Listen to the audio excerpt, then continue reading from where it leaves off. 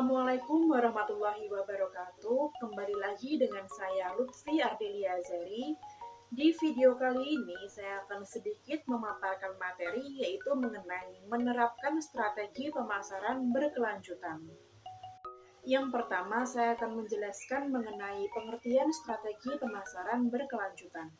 Strategi pemasaran berkelanjutan adalah pendekatan pemasaran yang berfokus pada menciptakan nilai jangka panjang, baik bagi bisnis maupun lingkungan, dengan memprioritaskan praktik yang ramah lingkungan, sosial, dan ekonomi.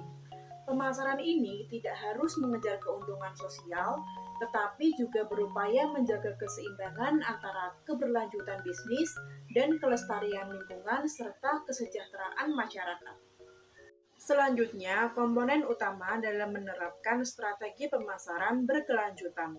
Yang pertama, pemahaman tentang keberlanjutan, yaitu perusahaan harus memahami 3 pilar keberlanjutan. Yang pertama, keberlanjutan lingkungan, yaitu mengurangi dampak lingkungan terhadap alam seperti pengurangan emisi karbon, penggunaan bahan baru terbarukan, serta pengelolaan limbah. Yang kedua, keberlanjutan sosial, yaitu mendukung komunitas lokal, memberdayakan tenaga kerja, serta memastikan rantai pasok yang adil. Yang terakhir, keberlanjutan ekonomi, yaitu memastikan bisnis tetap menguntungkan sambil menerapkan praktik yang bertanggung jawab. Yang kedua, segmentasi dan target pasar. Segmentasi pasar berkelanjutan melibatkan identifikasi konsumen yang peduli terhadap produk atau jasa ramah lingkungan. Konsumen ini biasanya lebih sadar akan dampak lingkungan dan cenderung memilih merek yang memiliki komitmen terhadap keberlanjutan. Yang ketiga, pengembangan produk berkelanjutan. Produk yang akan dikembangkan harus memperhitungkan siklus hidup produk dari pemilihan bahan baku, proses produksi, hingga daur ulang. Misalnya, memilih bahan yang ramah lingkungan, meminimalkan kemasan plastik, atau menciptakan produk yang bisa diisi ulang. Yang keempat, komunikasi dan branding berkelanjutan.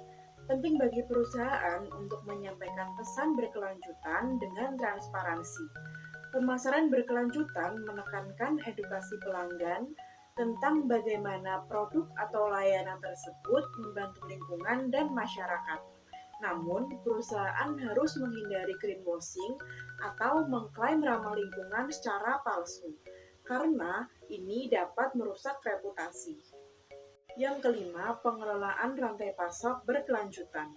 Perusahaan harus memastikan bahwa seluruh rantai pasok dari bahan mentah hingga distribusi mematuhi prinsip-prinsip keberlanjutan.